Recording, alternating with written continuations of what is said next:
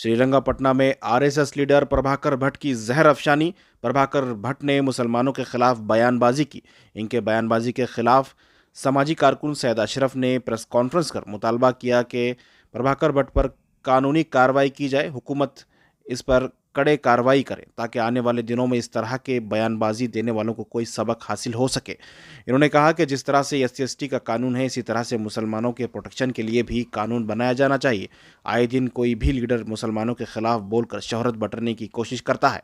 इस ताल्लुक से सैयद अशरफ ने रियासती वज़ीर आला सिद्धारमैया से भी मुतालबा किया है कि सख्त से सख्त कार्रवाई की जाए।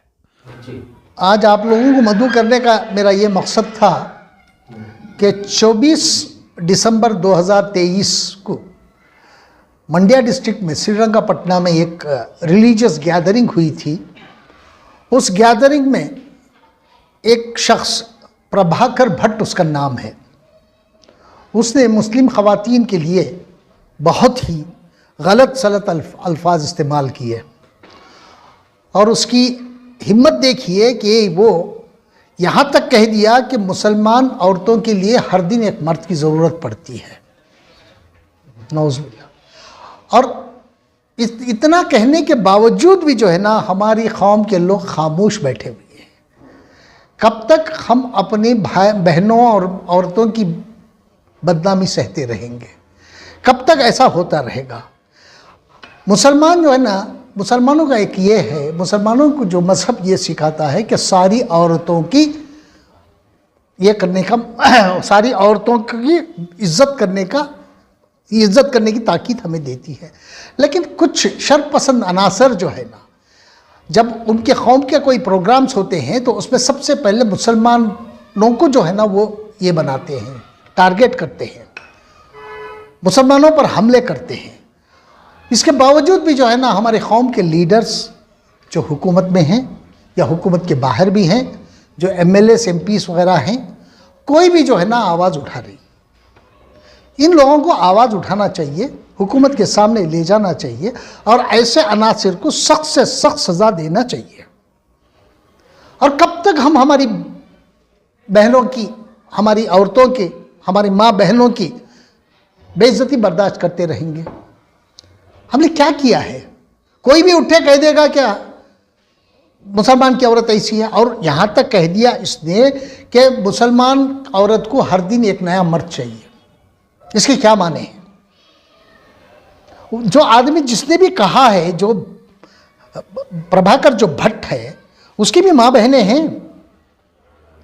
ये सिर्फ मुसलमान औरतों की ये नहीं है, बदनामी नहीं है, ये सारे आलम की औरतों की बदनामी है।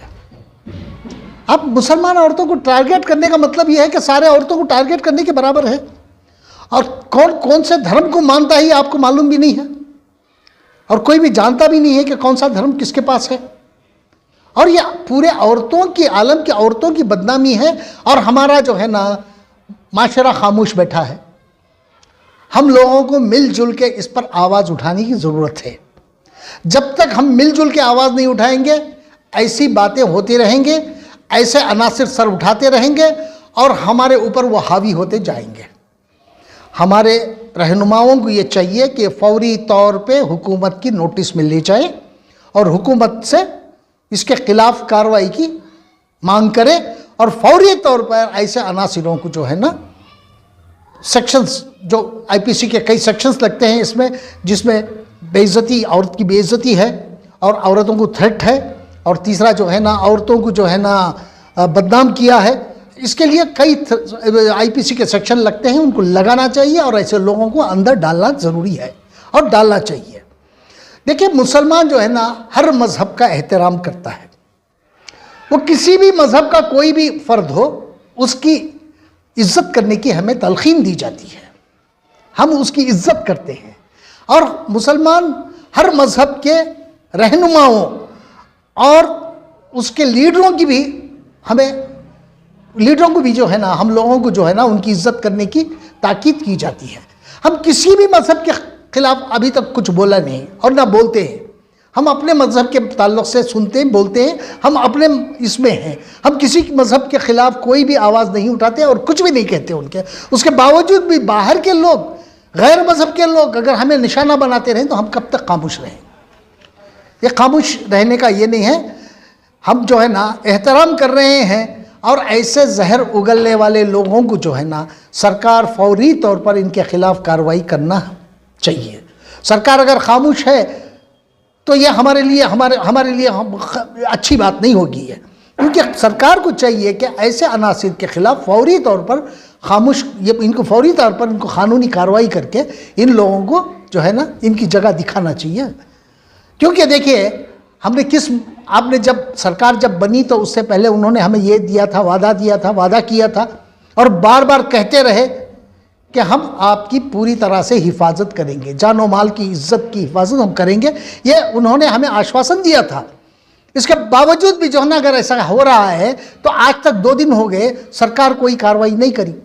सरकार को फौरी तौर पर कार्रवाई करनी चाहिए और हमारे लोग जो अंदर बैठे हैं और बाहर भी जो लोग हैं एमएलएस वगैरह हैं, उन लोगों को फौरी तौर पर इस इशू को ले जाके मुख्यमंत्री जी की सिद्धरामैया जी से मिलके जो है ना इसके खिलाफ कार्रवाई की मांग करना चाहिए। हम कोई ये नहीं कर रहे हैं, हम तो अपना कॉन्स्टिट्यूशनल राइट मांग रहे हैं। हम किसी के खिलाफ नहीं हैं, ना हम कन्फ्रंटेशन चाहते किसी की तरह से किसी से। हमारा हक हम चाहते हैं। हमारी जो गारंटी आपने इलेक्शन से पहले हम तमाम को दी थी, उस गारंटी को आप इम्प्लीमेंट करें, ये हम चाहते हैं। उससे ज़्यादा हम कुछ नहीं चाहते। आप आपने जो गारंटियां हमें दी हैं उस गारंटी को इम्प्लीमेंट करिएगा। मैं इससे पहले भी आपसे कहा था एक बात, जिस तरह से SC/ST एक्ट है उसी तरह का मुस्लिम प्रोटेक्शन एक्ट भी बनना चाहिए। क्योंकि आज हर कोई उठ के कह देता है कि इनको मुसलमानों को दूसरे देशों में चले जाना चाहिए। हम क्यों जाएं? हम इस देश के वासी हैं। हिंदू, मुस्लिम, सिख, ईसाई सब इस देश के नागरिक हैं। हम क्यों चले जाएं? कोई भी कह देता है चले जाओ चले जाओ, क्यों चले जाएं हम? अब इसके लिए सरकारें खामोश क्यों रहती हैं? आइन में हमें भी बराबर का हक है, हमारे भी बराबर के हुकूक हैं। हमारे लिए कोई ज्यादा हुकूक नहीं है, किसी और कौम को कम हुकूक नहीं है। सबको बराबरी का दर्जा दिया है आइन ने और हमें भी बराबरी का दर्जा रखते हैं। और बार बार हमसे ये कहते कि चले जाओ, क्यों चले जाएं हम?